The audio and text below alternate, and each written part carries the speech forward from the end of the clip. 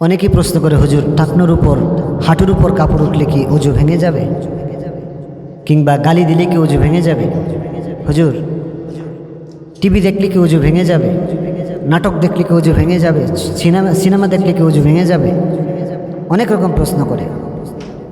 তো আসলেও আমাদের সর্বপ্রথম জানা উচিত কোন কোন কারণে আমাদের ওযু ভাঙে।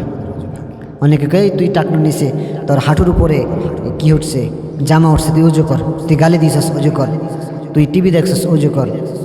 তুই খারাপ কথা বলছিস, ওযু কর। তুই খারাপ কথা শুনছিস, ওযু কর। তুই মিথ্যা কথা বলছিস, ওযু কর।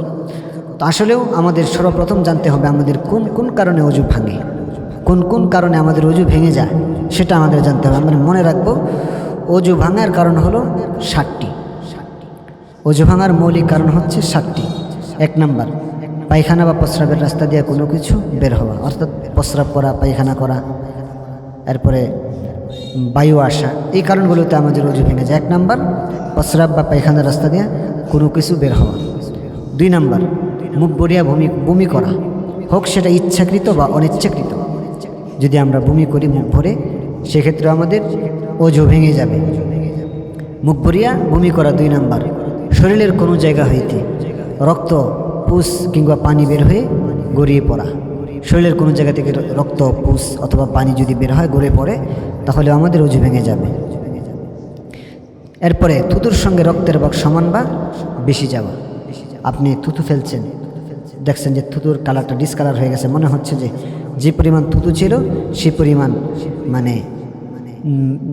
রক্ত বের হয়েছে, কিংবা রক্তটা বেশি হয়ে গেছে, সেক্ষেত্রে আমাদের ওযু ভেঙে যাবে।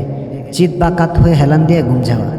যদি আমরা চিত হয়ে ঘুমাই, কাত হয়ে বা কোথাও হেলান দিয়ে ঘুমাই, তাহলে সেক্ষেত্রে আমাদের ওযু ভেঙে যাবে। তবে একটা কথা মনে রাখবো, যদি আমরা আসন দিয়ে বসতে, কোথাও আমরা হেলান দিই নাই, কোথাও চিত হয়ে নাই, কাত হয়ে নাই, এমনি ঝুমাইতেছি, ঝিমানো যেটাকে বলে, ঝিমাইতেছি, সেই ঝিমাইলে কিন্তু ওযু ভাঙে না।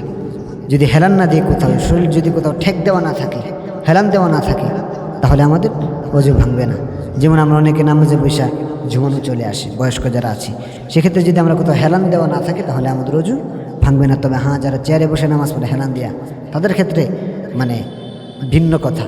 কিন্তু স্বাভাবিকভাবে যখন বসে ঘুমাবো, ঝিমাবো, যদি কোথাও আমরা হেলান দেওয়া না থাকি, আমাদের ওযু ভাঙবে না। এরপর নামাজে উচ্চস্বরে হাসা। নামাজে যদি আমরা উচ্চস্বরে হাসি দিই, তাহলে আমাদের ওযু ভেঙে যাবে। তো আবারও 7টি কারণ বলছি। পায়খানা বা প্রস্রাবের রাস্তা দিয়ে কোনো কিছু বের হওয়া, মুখ ভরিয়া বমি করা, শরীরের ক্ষতস্থান হইতে রক্ত, পুষ, পানি বের হয়ে গড়িয়ে যাওয়া, শরীরের